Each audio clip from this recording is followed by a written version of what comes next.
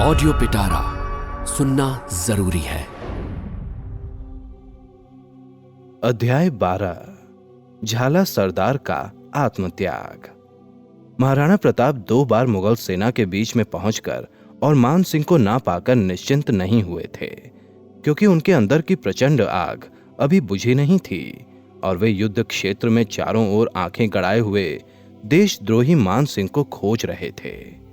उस समय महाराणा प्रताप अपने घोड़े चेतक पर सवार थे, जो वास्तव में महाराणा प्रताप के समान योग्य, वीर और युद्ध में निपुण था।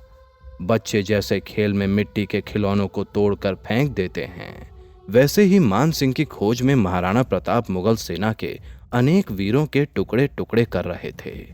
उनकी युद्ध में दक्षता को देखकर मुगल सेना अवाक रह गई, किंतु अपने बीच में महाराणा प्रताप को देखकर उन्हें मार डालने की कोशिश करने लगी।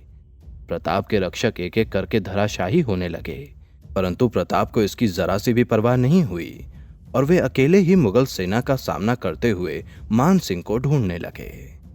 मान सिंह का तो कहीं पता नहीं लगा, परंतु उन्हें सामने ही अकबर का युवराज सलीम हाथी पर सेना के बीच में दिखाई दिया। मान सिंह ना सही, सलीम ही सही, यह सोचकर वह अपने घोड़े पर आगे बढ़े।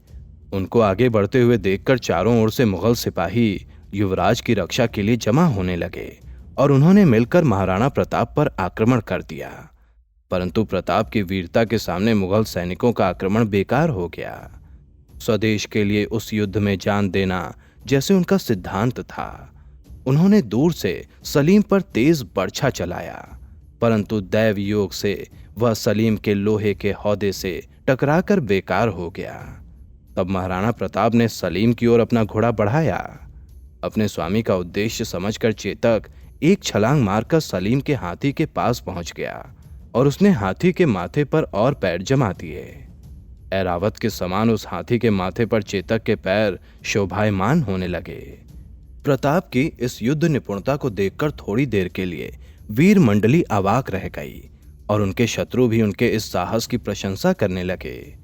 इस अवसर पर महाराणा प्रताप एक क्षण के लिए भी नहीं रुके और उन्होंने देर करना उचित नहीं समझा। उन्होंने सलीम को मारने के लिए तलवार चलाई, जो सलीम के हौदे से फिर टकराई, पर इस बार खाली नहीं गई और हौदे से उछलकर महावत को लगी। तलवार के आघात से बेचारा महावत जमीन पर गिर गया। फिर बिना महावत का हाथी युवराज सलीम को लेकर भाग गया। यदि हाथी ना भागता तो अकबर की आंखों का दीपक वहीं पर बुझ गया होता। दैव कृपा से ही अकबर की युवराज सलीम की रक्षा हुई।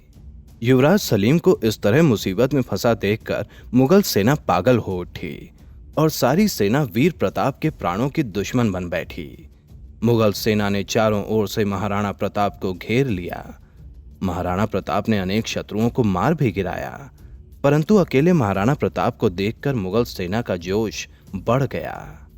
जिस तरह से समुद्र की लहरें पहाड़ से पहली बार टक्कर खाकर दूसरी बार और भी वेग से टक्कर मारती हैं, उसी तरह मुगल सेना पहले से अधिक जोश के साथ महाराणा प्रताप पर टूट पड़ी।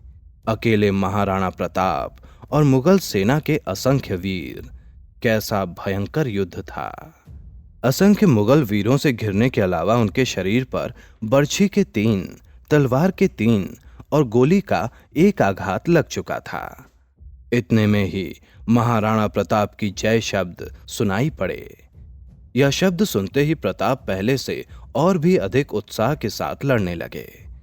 इतने में ही लावड़ी के झाला सरदार मन्ना प्रताप के पास पहुंच गए और उनके ऊपर से राज छत्र को हटाकर अपने ऊपर लगा लिया। मुगल सेना ने झाला सरदार मन्ना को ही महाराणा प्रताप समझकर प्रताप को छोड़ चारों ओर से झाला सरदार मन्ना पर टूट पड़ी। झाला सरदार मन्ना अनेक मुगल सैनिकों को यमलोक पहुंचाकर फिर मुगल सेना के हाथों से मारा गया, जिससे महाराणा प्रताप के जीवन की रक्षा हुई। झाला सरदार जैसे आत्मत्यागियों के कारण ही उस कठिन समय में मेवाड़ के गौरव की रक्षा हुई थी। महाराणा प्रताप झाला मन्ना के आत्मत्याग को भूले नहीं। उसी दिन झाला मन्ना के वंशधरों को राज चिन्ह सहित महाराणा की दाहिनी ओर बैठने तथा महलों तक नगाड़ा बजाते हुए आने और राजकीय झंडा अपने साथ रखने का अधिकार मिला। उन्हें सदरी देश में जमीन भी दी गई। ऐसी ही इंटरेस्टिंग किताबें कुछ बेहतरीन आवाजों में सुनिए सिर्फ ऑडियो पिटारा पर। ऑडियो पिटारा सुनना जरूरी है।